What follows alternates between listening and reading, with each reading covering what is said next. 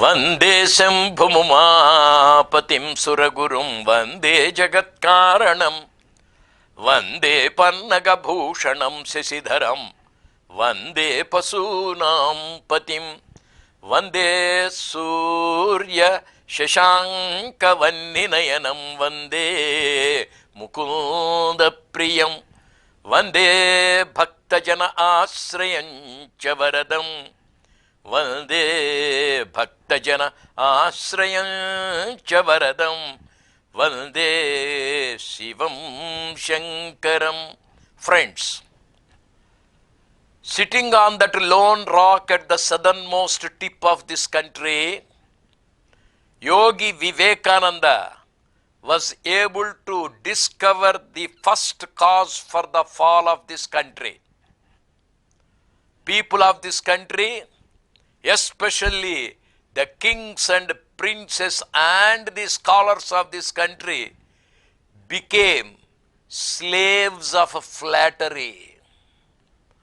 They sold away our country as Shalya in Mahabharata was tempted by the pleasures offered by Duryodhana, flattery offered by Duryodhana. Though he came to help his kith and kin Dharmaraj and his brothers, he forgot the purpose. He joined Kaurava army. Similarly, in India, forgetting the patriotic fervor, forgetting the service to the motherland, the top people of this country, most of them, were tempted by the petty gifts offered by the foreigner, gift like the Glasgow cloth, 7 o'clock blade, and whiskey, perhaps white women. They yielded and they sold away our country. Gradually, the foreigner became our boss, making us the slaves. What is the second cause? Second cause is with reference to Srimad Ramayana. Ravana is a rogue. He is a demon. He is a lustful beast. He has his eyes on pious Sita. He has decided to steal her away. He has no courage to face Ram. He knows that Rama is more powerful. Vali was already killed by Ramachandra Prabhu, and therefore Ravana was aware of Ramachandra Prabhu's great valor, courage and skill. Parakrama of Rama is known to Ravana. Direct fight may bring him defeat. Therefore, Ravana wanted to be deceitful. He went near Panchavati. In Panchavati is Sita with Ram and Lakshman. Cleverly, cunningly, Rama and Lakshman should be removed from the ashram. Sita was to be alone so that Ravana could steal her away, rob her, take her away, kidnap her. Now, what was the way? He went to Maricha, who was staying near Panchavati. Maricha already tasted the hand of Ramachandra Prabhu. When he tried to spoil Vishwamitra Maharshi's yaga, Ramachandra Prabhu released an arrow which drove Maricha away. Having tasted the prick of arrow, Rama's arrow, the pain caused by Rama's arrow, the fear caused by Rama, Maricha was reformed. He did not have the courage to face Rama again. Also, Maricha was able to understand the dharmic nature of Rama, righteous mission of Ramachandra Prabhu. And it was Maricha who declared, Ramo Vigrahavan Dharmaha. It is Rama who is the very personification or embodiment of righteousness or dharma. Ravana came to this Maricha. Mr. Maricha, I want to kidnap Sita. Sita is in Panchavati. Rama and Lakshmana are there to protect her. As long as those two brothers are present, it is not possible for me to steal her away.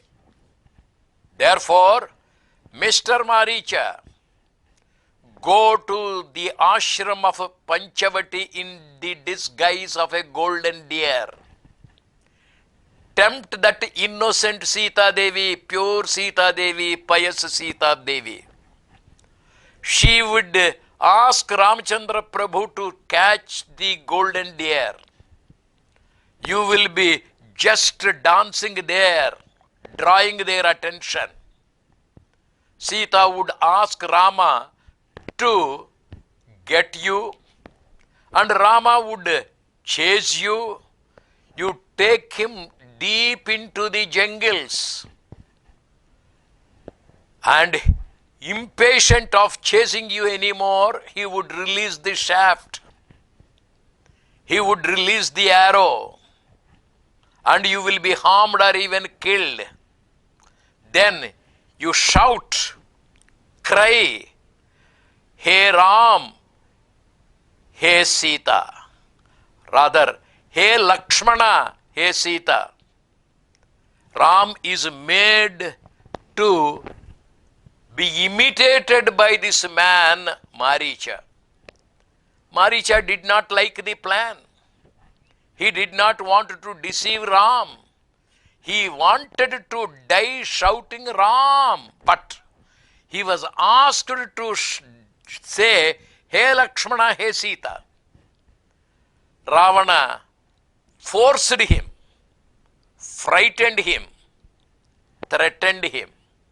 Maricha said, No, sir. You are superior to me. You are my boss. But Rama is Dharmatma. It is not good to deceive him. Please spare me. Then Ravana said, Do or die. If you don't do what I ask you to do, you will be killed by me. Same thing happened in history. The foreigner came, he tempted some people, he tempted several other pandits, he bought them all. But there were a few brave kings, patriotic scholars, who did not yield to the temptations. Ravana came to tempt Maricha. He did not yield. Ravana came to make Maricha a person of deceitful nature.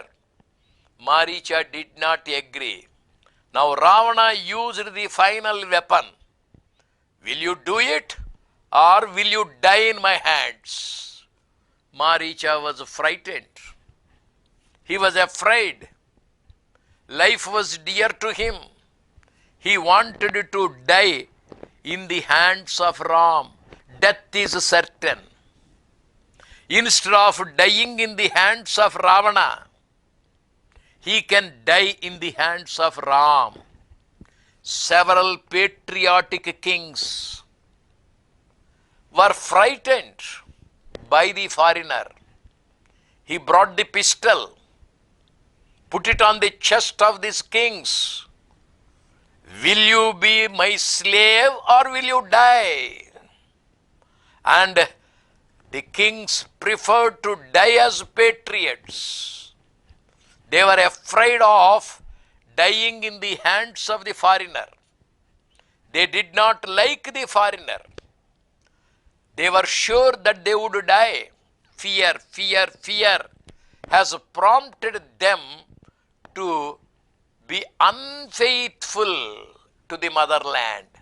They could not have the courage. Maricha would have resisted. Maricha would have fought back. He did not have the courage. He was a weakling.